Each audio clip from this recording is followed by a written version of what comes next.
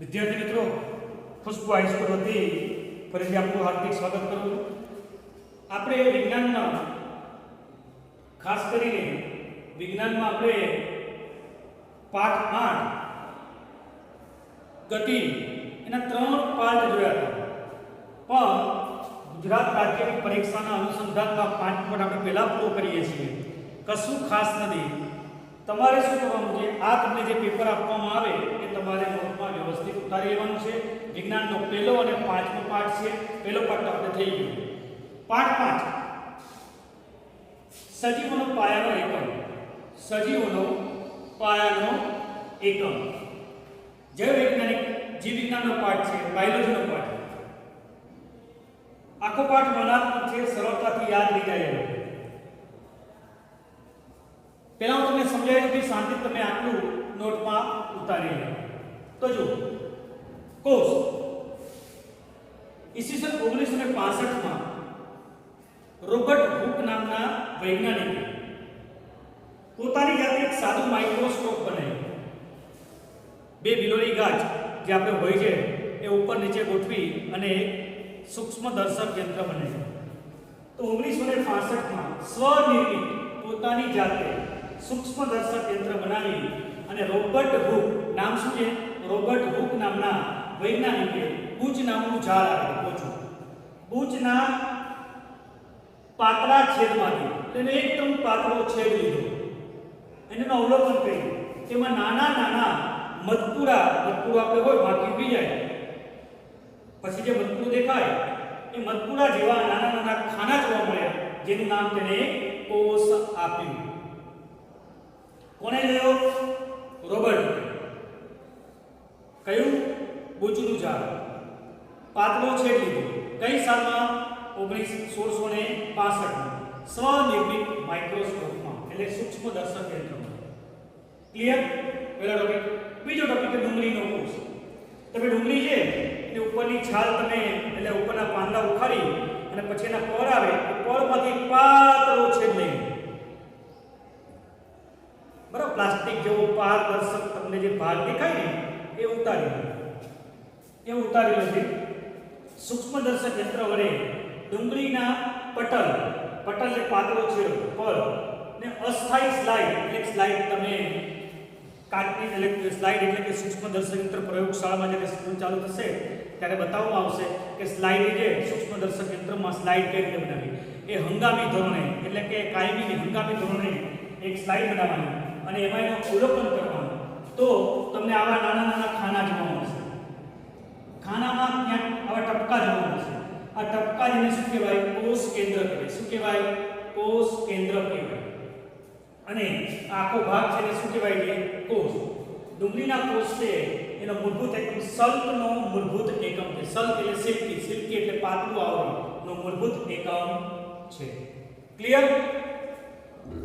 આકૃતિ સમજાઈ ગઈ? હવે જો બાળકો, એક કોષની શરીર, જે કોષની અંદર એક જ કોષ આવેલો હોય, અમીબા, પેરામિશિયમ, કેલિડોમિનાસ, આ સજીવો છે પોતાની તમામ દેહધાર્મિક ક્રિયા એટલે ખાવાની ક્રિયા એટલે ખોરાક ગ્રહણની ક્રિયા, શ્વાસોશ્વાસની ક્રિયા એટલે શ્વસનની ક્રિયા, મળ ત્યાગ કરવાની એટલે ઉત્સર્જનની ક્રિયા, એકમાંથી બે થવાની એટલે પ્રજનનની ક્રિયા, બધી જ ક્રિયાઓ પોતે એક જ કોષ કરે છે।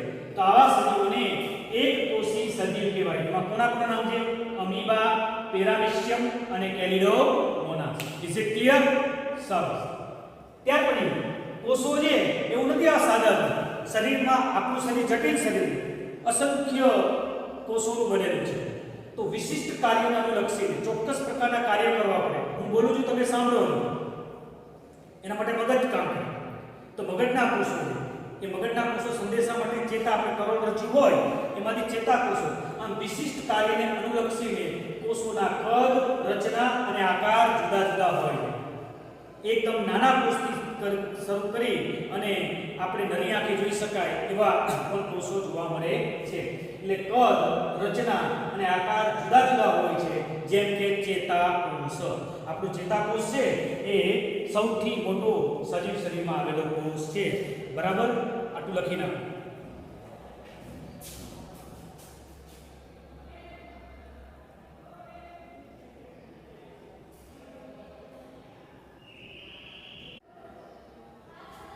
મિત્રો જુઓ હવે કોષ સજીવનો બંધારણીય અને ક્રિયાત્મક એકમ શા માટે? બંધારણીય એટલે બંધારણ અને ક્રિયાત્મક એટલે ક્રિયાત્મક. બંધારણીય એટલે બંધારણ અને ક્રિયાત્મક એટલે ક્રિયાત્મક. તો જુઓ જીવંત કોષ પાયાના કાર્યો કરવાની ક્ષમતા ધરાવે છે. જીવંત કોષ પાયાના કાર્યો કેવા? આપણા મુખ્ય કાર્ય છે પાચન. ખોરાક ખાઈએ એનું પાચન થવું જરૂરી. સૌથી અગત્યનું શ્વસન. પાચન અને શ્વસન થાય એટલે એને ઉત્સર્જન. શું છે? ઉત્સર્જન એટલે કે નકામા પદાર્થોનો નિકાલ કરવો. સવારે તમે ખાઈ પણ નથી જતા એ રીતે. પ્રજનન એટલે પોતાના જેવો નવો સજીવ ઉત્પન્ન કરવો. આ પાયાની જરૂરિયાતો. તો દરેક કોષ આવી પાયાની જરૂરિયાતો કરી શકે. પણ કેવો? જીવંત કોષ. પ્રત્યેક કોષ દ્વારા નિયત અંગિકા બને. પ્રત્યેક કોષ દ્વારા દાખલા તરીકે પાચન તંત્રના કોષો અલગ પ્રકારના હોય. એ બધા ભેગા થઈ અને પાચન પેશી બનાવે, જે આપણે આગળ 9મા ધોરણમાં શીખીશું. શ્વસન પ્રકારના કોષો એ પ્રકારની ક્રિયા કરી એ પ્રકારના કાર્યો કરતા હોય. એવા કોષો કદ, રચના, આકાર એવા હોય. ઉત્સર્જન તંત્રના કોષો ભેગા થઈને ઉત્સર્જન તંત્ર બનાવે. પ્રજનન તંત્રના કોષો ભેગા થઈ અને પ્રજનન તંત્ર બનાવે. એટલે પ્રત્યેક કોષ દ્વારા નિયત અંગિકાઓ બને છે જે ચોક્કસ કાર્ય કરે છે. ટૂંકમાં તમારે યાદ રાખવાનું કે પ્રત્યેક જીવંત કોષ સ્વતંત્ર રીતે બધી જ ક્રિયાઓ કરવાની ક્ષમતા ધરાવે છે. બરાબર? માટે તેને રચનાત્મક, ક્રિયાત્મક અને બંધારણીય એકમ પણ કહેવામાં આવે છે. ક્લિયર? તો પ્રશ્નનો જવાબ બીજો કશું ના યાદ આટલું યાદ રાખો. પ્રત્યેક જીવંત કોષ સ્વતંત્ર રીતે જે સજીવ ક્રિયા કરી શકતો હોય એવી તમામ ક્રિયાઓ કરી શકે છે. માટે તેનો બંધારણીય અને ક્રિયાત્મક એકમ કહે છે. પ્રશ્ન અહીંયા પૂરો થાય છે. 9 કોષ મુખ્ય કયા ઘટકોનો બનેલો છે? તો મુખ્ય 3 ઘટકોનો બનેલો છે. કોષ કેન્દ્ર પટલ અને કોષરસ. કોષ કેન્દ્ર પટલ અને કોષ કેન્દ્ર મુખ્ય 3 ઘટકોનો કોષ બનેલો હોય છે. એમાં સૌથી પહેલું લઈએ છીએ કોષ કેન્દ્ર પટલ. શું લઈએ છીએ? કોષ કેન્દ્ર પટલ. પટલ એટલે પડદો. તે સૌથી બહારનું આવરણ છે. કોષનું સૌથી બહારનું આવરણ. આપણા ઘરમાં સૌથી બહાર શું હોય? દરવાજો હોય કે નહીં? Main gate. એ રીતે મેઇન ગેટ. તે કાર્બોદિત એટલે કાર, લિપિડ એટલે લીપિડ અને પ્રો એટલે પ્રોટીનનું બનેલું છે. એટલે પ્રોલિકાનું બનેલું છે. પ્રોલિકા એટલે પ્રોટીન, લિપિડ અને કાર્બોદિતનું બનેલું હોય છે. તેને આપણે ચોકીદાર કહીએ. ચોકીદાર આપણે પરીક્ષામાં નહીં લખવાનું, પણ ચોકીદાર એટલે શું? આપણા ગેટ આગળ જે ગેટ કીપર હોય, આપણે જે આપણને ઓળખતો હોય એને જ અંદર આવવા દે અને અંદરથી પણ પસંદગીના વ્યક્તિઓ બહાર નીકળી શકે. એટલે ચોકીદાર તરીકેનું કાર્ય કરે. એટલે કેટલાક દ્રવ્યોને કોષમાં પ્રવેશવાની અને બહાર જવાની છૂટ આપે છે. બધા જ દ્રવ્યોને નહીં, પણ કોષને જરૂરી હોય એવા દ્રવ્યોને અંદર જવાની અને કોષને જરૂરી ન હોય, કોષનો બગાડ કરતો હોય એવા દ્રવ્યોને બહાર જવાની છૂટ આપે છે. માટે તેને પસંદગીમાન પટલ પણ કહેવાય છે. દાખલા તરીકે કોઈ એક કોષ છે એની અંદર કાર્બન ડાયોક્સાઇડ વધી જાય છે અને બહાર કાર્બન ડાયોક્સાઇડ ઓછો હોય છે, તો તે પ્રસરણ દ્વારા એ કાર્બન ડાયોક્સાઇડ અને ઉત્સર્જન દ્રવ્ય બહાર કાઢે છે. એવી જ રીતે બહાર ઓક્સિજનનું પ્રમાણ વધારે હોય અને કોષમાં ઓક્સિજનનું પ્રમાણ ઘટી જાય તો તે પોતે બહારથી ઓક્સિજન કોષને આપે છે. બરાબર છે? આ શું છે? કોનું કાર્ય?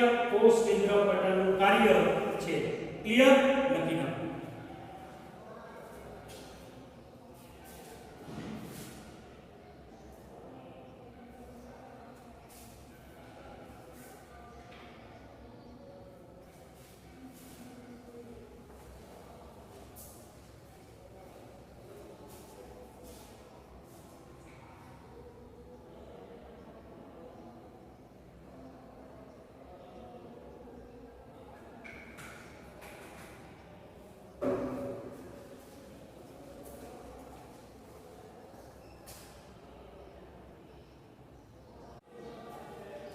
જો વિદ્યાર્થી મિત્રો નવો ટોપિક છે આશ્રુતિ.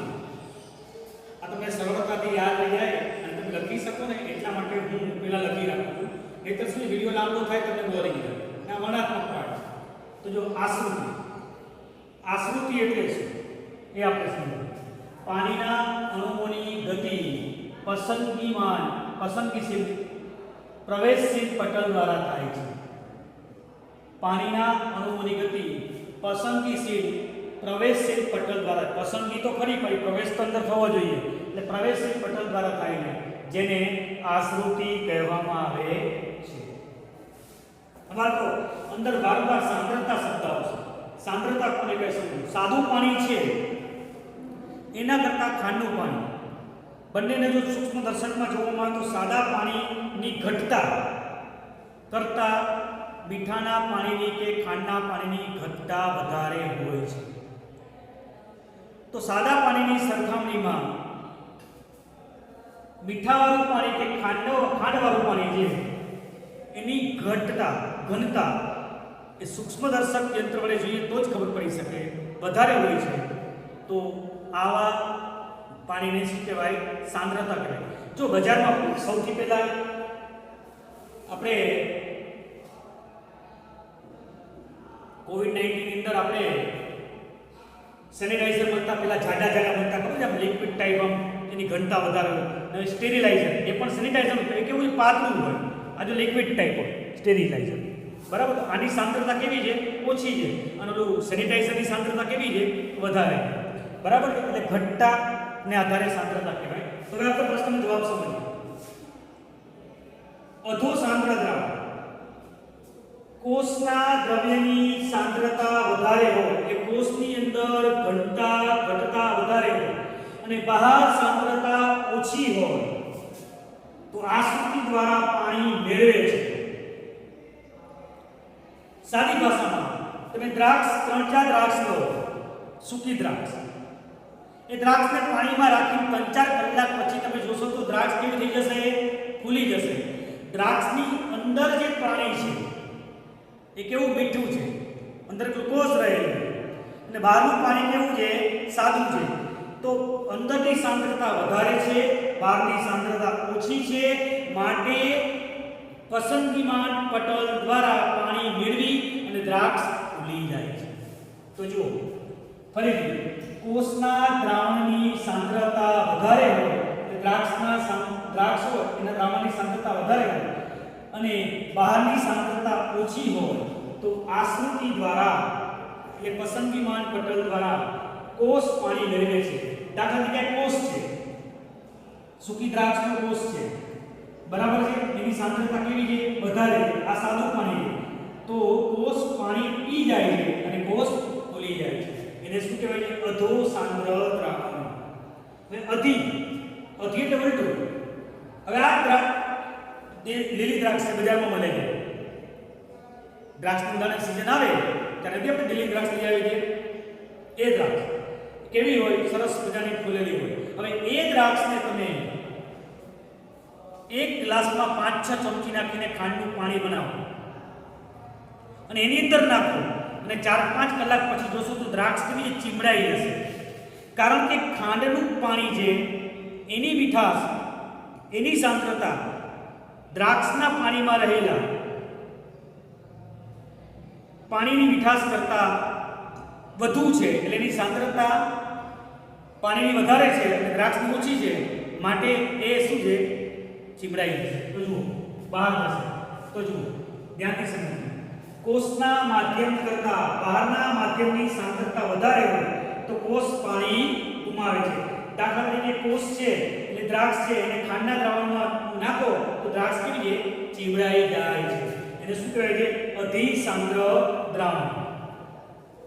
ત્યાર પછી વાત છે સમસાંદ્ર, જેમાં કોઈ ફેર પડતો નથી. બહાર પણ સરખું, અંદર પણ સરખું હોય તો કોઈ ફેર પડે નહીં.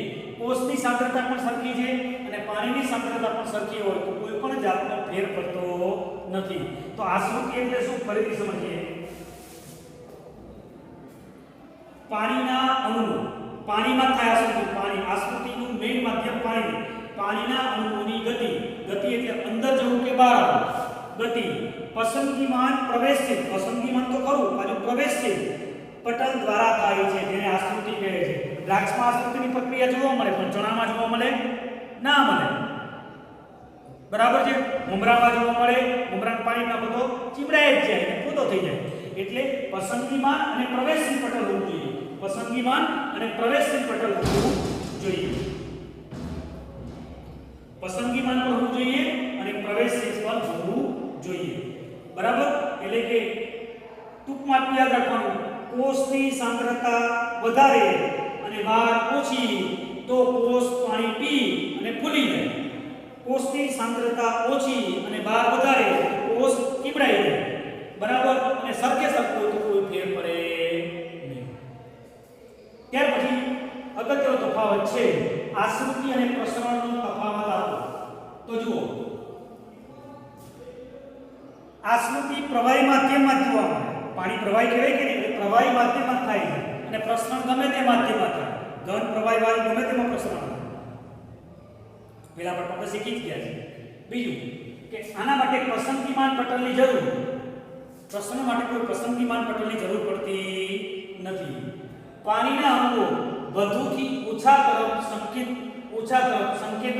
સંકેતન તરફ ગતિ કરે છે પાણીના અણુ વધુથી ઓછા સંકેતન તરફ ગતિ કરે છે જ્યારે અહીંયા બધા ઘન પ્રવાહી વાયુના અણુઓ ઊંચીથી નીચી સાંદ્રતા તરફ ગતિ કરતા હોય છે ખૂબ જ સરળતાથી યાદ કરી એવી રીતે છે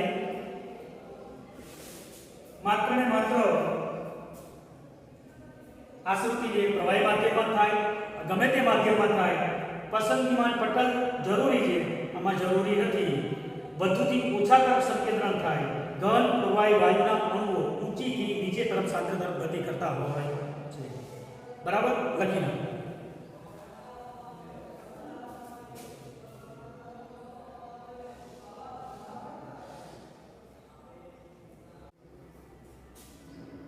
વિદ્યાર્થી મિત્રો હવે આપણે આગળ વધીએ કોષ કેન્દ્ર કોષ કેન્દ્ર વિશે ટૂંકમાં સાવ સિમ્પલ બને એટલું સરળ બનાવવાનો પ્રયત્ન કર્યો તો પેલો કોષની મધ્યમાં ગોળાકાર કે અંડાકાર સૂક્ષ્મ બિંદુ જેવી રચનાને કોષ કેન્દ્ર કહે છે આપણે કોષ જ માઇક્રોસ્કોપમાં જોઈ શકીએ છીએ સામાન્ય જોઈ શકતા નથી તો કોષની અંદર આવેલું કોષનું મગજ આપણું જે મગજ નાનું હોય ને આપણા શરીર કરતા એટલે મગજ એને કોષ કેન્દ્ર કહેવાય એટલે શું છે કોષની મધ્યમાં ગોળાકાર કે અંડાકાર જેવી બિંદુ જેવી સૂક્ષ્મ રચનાને કોષ કેન્દ્ર કહે છે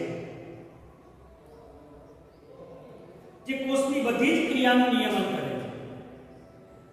છે દ્વિસ્તરીય આવરણ એની ઉપર આવરણ છે આપણું મગજ કેમ ખોપડીથી રક્ષાયેલું છે તેવી રીતે કોષ પણ રક્ષાયેલું છે એટલે કોષના આવરણને શું કહેવાય છે કોષ કેન્દ્ર પટલ એટલે આપણું દ્વિસ્તરીય આવરણ ધરાવે છે જેને કોષ કેન્દ્ર પટલ કહે છે હવે કોષની અંદર શું કોષ કેન્દ્રમાં શું આવેલા રંગસૂત્રો આવેલા હોય રંગસૂત્રો એટલે એના જેવો જ બીજો સજીવ ઉત્પન્ન કરી શકે રંગસૂત્રો પર શું આવેલા છે પ્રોટીનના બનેલા ડીએનએ આવેલા હોય છે પ્રોટીનના બનેલા શું આવેલા હોય છે ડીએનએ જેનું પૂરું નામ છે ડીઓક્સી રિબોઝ ન્યુક્લિક એસિડ યાદ રહે તો વધારે સારું ના યાદ રહે કઈ વાત રંગસૂત્રો આવેલા હોય છે રંગસૂત્રો મુખ્યત્વે રંગસૂત્રો પર ડીએનએના બનેલા એટલે પ્રોટીનના બનેલા ડીએનએ હોય છે જેને ડીઓક્સી રિબોઝ ન્યુક્લિક એસિડ કહેવામાં આવે છે કોષીય પ્રજનન માટે એટલે એક કોષમાંથી એના જેવો જ બીજો કોષ ઉત્પન્ન કરવા માટે કોષ કેન્દ્ર ખૂબ જ જરૂરી છે કોષની કક્ષાને આધારે બે પ્રકાર પડે છે આદિ એટલે પુરાતન આદિ કોષ કેન્દ્ર અને સુકોષ કેન્દ્રીય કોષ આદિ કોષ કેન્દ્ર ધરાવતો કોષ જેમાં કોષ કેન્દ્ર પટલ હોતું નથી સાવ સિમ્પલ હોય એકાદ રંગસૂત્ર હોય એકાદ રંગસૂત્ર જોવા મળે છે બીજી કોઈ પટલીય અંગિકાઓ જોવા મળતી નથી એને આદિ કોષ કેન્દ્ર કોષ કહેવામાં આવે છે જ્યારે સુવિકસિત સુકોષ કેન્દ્રીય કોષ જેમાં કોષ કેન્દ્ર પટલ હોય છે, એક કરતા વધારે રંગસૂત્રો પણ ધરાવે છે અને જુદી જુદી પટલીય અંગિકાઓ પણ ધરાવે છે. જુદી જુદી કામને અનુલક્ષીને જે તે કોષની અંદર એટલે કોષ કેન્દ્રની અંદર જે પટલીય અંગિકાઓ છે એ અંગિકાઓ પણ એમાં જોવા મળે છે. ક્લિયર? ફરીથી કોષ કેન્દ્ર તો કોષની મધ્યમાં ગોળાકાર કે અંડાકાર જેવી બિંદુ જેવી સૂક્ષ્મ રચનાને કોષ કેન્દ્ર કહે છે. દ્વિસ્તરીય આવરણ બનેલ હોય છે જેને કોષ કેન્દ્ર પટલ કહેવામાં આવે છે. કોષ કેન્દ્રની અંદર રંગસૂત્રો, પ્રોટીનના બનેલા ડીએનએ વગેરે હોય છે. કોષીય પ્રજનનમાં કોષ કેન્દ્ર ખૂબ જ જરૂરી છે. કોષની મોટા ભાગની ક્રિયાનું નિયમન કોષ કેન્દ્ર દ્વારા થાય છે. મુખ્યત્વે બે પ્રકારના કોષ હોય છે. આદિ કોષ કેન્દ્ર ધરાવતો કોષ જેમાં કોષ કેન્દ્રમાં પટલ હોતું નથી, એકાદ રંગસૂત્રો હોય છે અને પટલીય અંગિકાઓ જોવા મળતી નથી. જ્યારે સુકોષ કેન્દ્રીય કોષ જેમાં કોષ કેન્દ્ર પટલ જોવા મળે છે, એક કરતા વધારે રંગસૂત્રો પણ હોય છે અને પટલીય અંગિકાઓ પણ જોવા મળે છે. નેક્સ્ટ પ્રશ્ન. પહેલા આપણે કોષ રસ પટલ જોયું હતું, પછી કોષ કેન્દ્ર જોયું અને ત્રીજી અંગિકા કોષ રસ. તો કોષ કેન્દ્ર કોષ રસ પટલ એટલે બહારનું આપણે આવરણ જોયું, આ રીતે બહારનું આવરણ હોય એની અંદર કોષ સિવાયનો જે ભાગ છે એટલે કોષ રસ પટલની અંદરનું પ્રવાહી જેને શું કહેવાય છે? કોષ રસ કહે છે, જેને જીવ રસ પણ કહેવામાં આવે છે. જીવન માટેનો રસ જીવરસ પણ કહેવાય છે, જેમાં 70% પાણી હોય છે, જે આપણે ચોપડીમાં લખેલું નથી, જૂની ચોપડીમાં આવે. તેમાં વિટામિન, ઉત્સેચકો, શર્કરા વગેરે હોય છે. જુદા જુદા પ્રકારના વિટામિનો પણ અંદર હોય છે. ઉત્સેચકો એટલે ક્રિયા ઝડપી બનાવવા માટે, ધીરી બનાવવા માટેના જુદા જુદા ઉત્સેચકો પણ હોય છે અને શર્કરા એટલે કે શક્તિ જેવા પદાર્થો પણ હોય છે. બેવડી દિવાલ ધરાવે છે. બેવડી દિવાલ જેવી અંગિકાઓ પણ અંદર જોવા મળે છે. તો કોષ કેન્દ્રના બે પ્રકાર, આદિ અને સુવિકસિત, અને ત્યાર પછી કોષ રસ. આટલું લખાઈ જાય તો તફાવત તમારી જાતે લખવાનો, કોષ કેન્દ્ર અને કોષ રસ. આટલું કરો.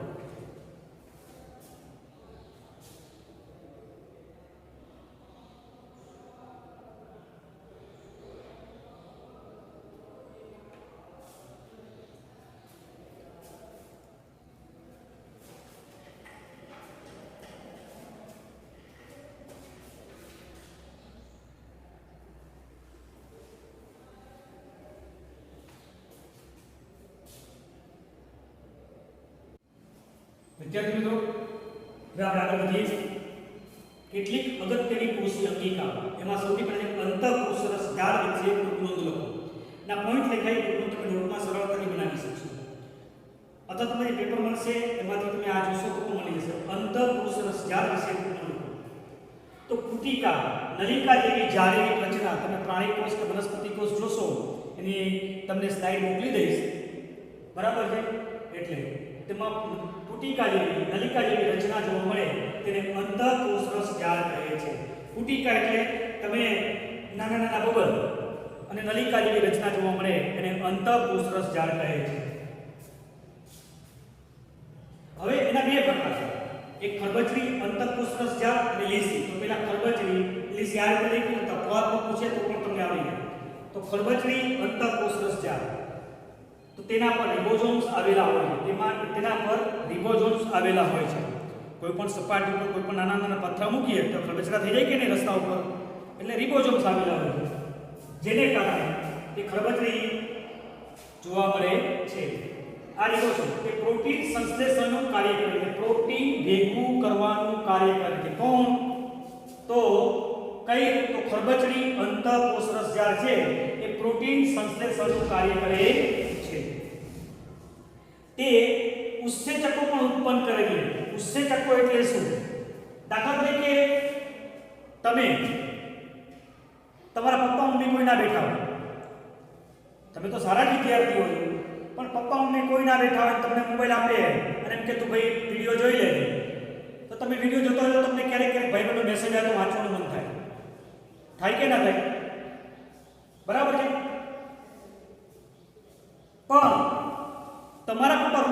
કાર્યમાં બેઠા છે ખુરશી નાખીને. તમે શું કરો તે જોતા નથી, તમે શું પણ જોતા નથી અને વિડીયો તમને જોવાનું કહે છે, તમે વિડીયો જુઓ, મિત્રનો મેસેજ આવશે તો પણ તમને ડર લાગશે, પપ્પા ઊભા થઈ જોશે તો જે પદાર્થ, જે વ્યક્તિ, જે વસ્તુની હાજરી હોય એના કારણે પ્રક્રિયા ઝડપી બને એને ઉત્સેચકો કહેવાય. સાદી ભાષામાં આપણે અહીંયા વ્યાખ્યા નથી આપવાની, ઉત્સેચકો શું એટલે તમને મેં કીધું. તો એ ઉત્સેચકો પણ ઉત્પન્ન કરે છે. કોણ? ખરબચડી અંતઃકોષ રસજાળ. જ્યારે લીસી કોષ રસજાળ એટલે કે લીસી તે લિપિડ ઉત્પન્ન કરે. લિપિડ એટલે એક પ્રકારની ચરબી, લિપિડ ઉત્પન્ન કરે છે. યકૃતમાં કોષમાં વધુ જોવા મળે છે. આપણું જે લીવર છે એટલે યકૃત, લીવર એ યકૃતના કોષમાં વધુ જોવા મળે છે. વિષારી દ્રવ્યોનો નિકાલ કરે છે, એટલે જે હાનિકારક દ્રવ્યો છે એનો નિકાલ કરે છે. તો તફાવત પણ થઈ ગયો. તફાવત પૂછે કે લીસી ખરબચડી અંતઃકોષ રસજાળ અને લીસી અંતઃકોષ રસજાળ. તો ખરબચડીમાં શું? રિબોઝોમ્સ, આ તેની સપાટી પર રિબોઝોમ્સ આવેલા હોય છે, તેની સપાટી પર રિબોઝોમ્સ આવેલા હોતા નથી. તે પ્રોટીન સંશ્લેષણનું કાર્ય કરે છે, જે લિપિડ ઉત્પન્ન કરે છે, બરાબર છે. તે ઉત્સેચકો ઉત્પન્ન કરે છે. યકૃતમાં કોષમાં વધુ જોવા મળે છે. વિષારી દ્રવ્યનો નિકાલ કરી શકતી નથી, વિષારી દ્રવ્યનો નિકાલ કરે છે. ક્લિયર? ટૂંકમાં પૂછે તો પણ થઈ ગયું કે પુટિકા, નલિકા જેવી રચના જોવા મળે છે. તેના બે પ્રકાર છે, ખરબચડી અંતઃકોષ રસજાળ અને લીસી અંતઃકોષ રસજાળ. ખરબચડી અંતઃકોષ રસજાળ જે રિબોઝોમ્સ ઉત્પન્ન કરે છે અને તેની સપાટી પર રિબોઝોમ્સ આવેલા હોય છે. તો જે પ્રોટીન સંશ્લેષણનું કાર્ય કરે છે, તે ઉત્સેચકો પણ ઉત્પન્ન કરે છે. લીસી અંતઃકોષ રસજાળ જે લીસી હોય છે, લિપિડ ઉત્પન્ન કરે છે, યકૃતમાં કોષમાં વધુ જોવા મળે છે અને વિષારી દ્રવ્યોનો નિકાલ કરે છે. નંબર 2 અગત્યની બીજી છે ગોલ્ગી પ્રસાધન. કેમિલો ગોલ્ગી નામના વૈજ્ઞાનિકે શોધેલો હોવાથી તેને ગોલ્ગી પ્રસાધન પણ કહેવાય છે. કેમિલો ગોલ્ગી નામના વૈજ્ઞાનિકે શોધેલો હોવાથી તેને ગોલ્ગી પ્રસાધન કહેવાય છે. તે થપ્પી આકારનું બનેલું છે. આપણે સિક્કા હોય પેલા 50 પૈસાનો સિક્કો, રૂપિયાનો સિક્કો મૂકે એના પર 50 પૈસાનો, પછી 25 પૈસાનો, તો મુશ્કેલ છે. આવી રીતે થપ્પી આકારની રચના જોવા મળે છે. જે થપ્પી આકારની રચના જોવા મળે છે તેને સિસ્ટરની કહે છે. શું કહે છે? સિસ્ટરની પણ કહેવાય છે.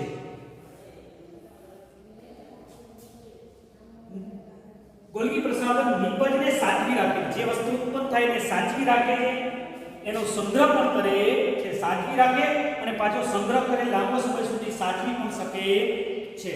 દાખલા તરીકે આપણે ખોરાક ખાઈએ તેમાંથી ગ્લુકોઝ ઉત્પન્ન થાય, તો ગ્લુકોઝ તો લિક્વિડ હોય, ઘણી બધી જગ્યાએ રોકે, તો ગ્લુકોઝનું ગ્લાયકોજનમાં રૂપાંતર કરી અને વ્યવસ્થિત જગ્યાએ સાચવી રાખવાનું કાર્ય કરે છે. વન ટાઈપ ઓફ આપણી બેંક જેવું કાર્ય કરે છે.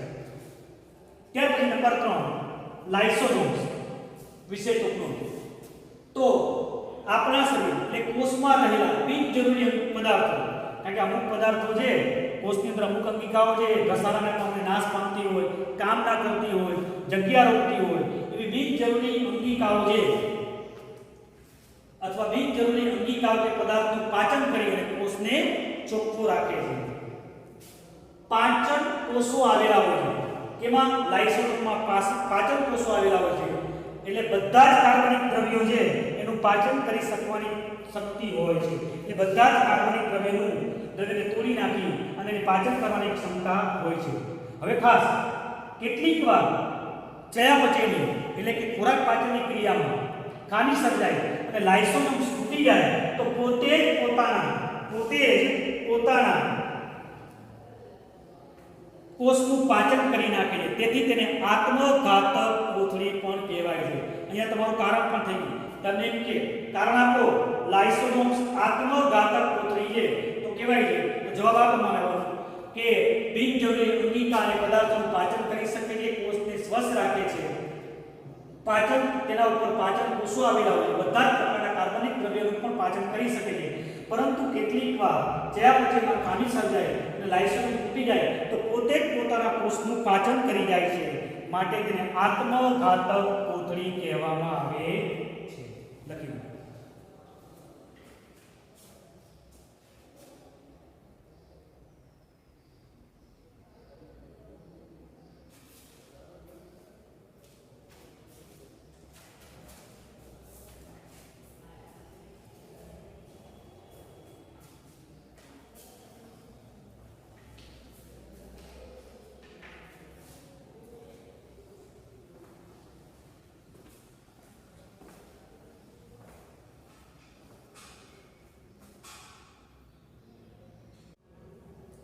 વિદ્યાર્થી મિત્રો આપણે આગળ વધીએ.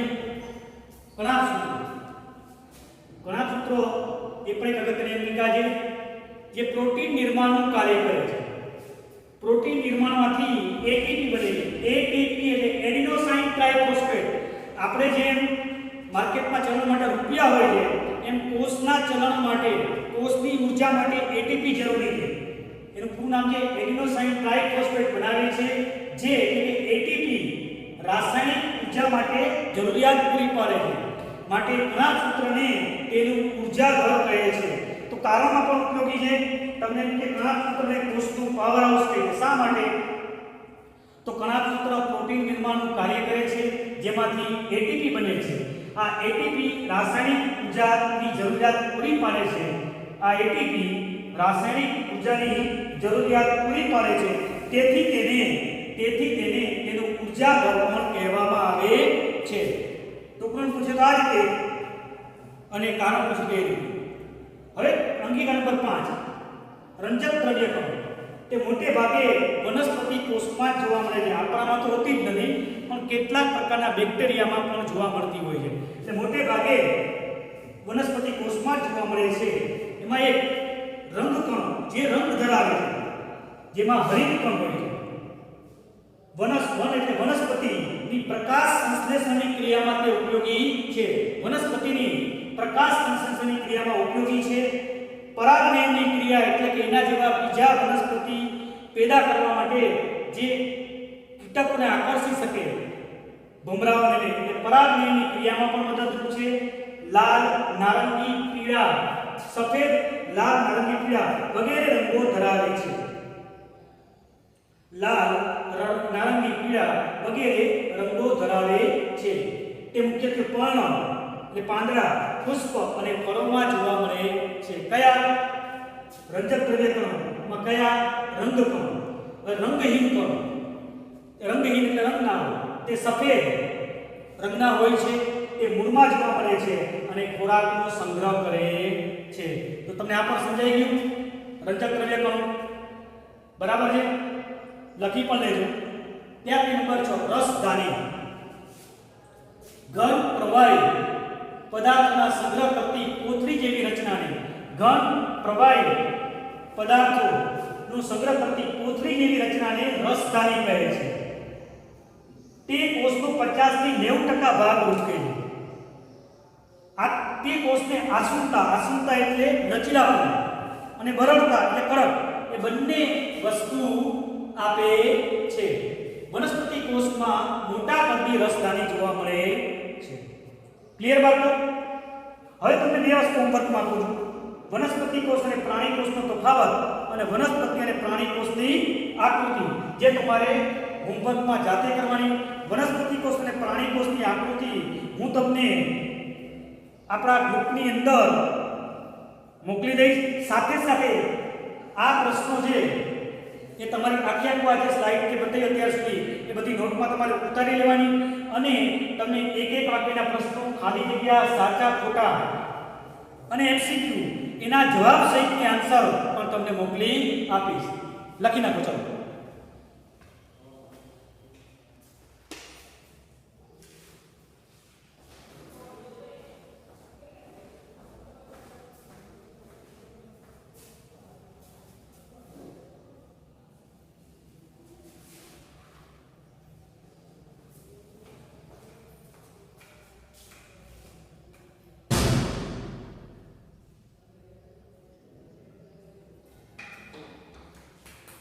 બધી